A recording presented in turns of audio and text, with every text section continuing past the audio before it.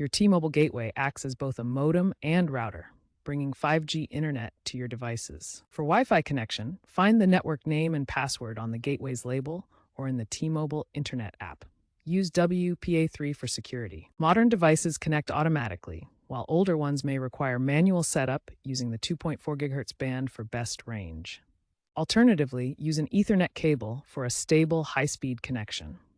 Simply plug the cable into the gateway's LAN port and your device. The gateway automatically assigns an IP address via DHCP.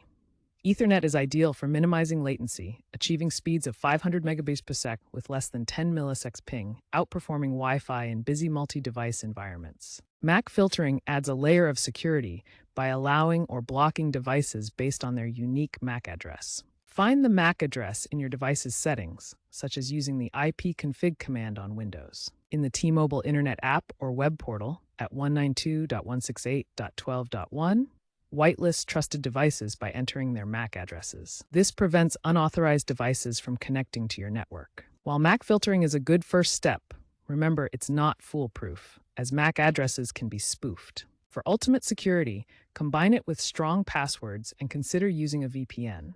This feature is located in the gateway's admin settings and offers a practical way to manage network access.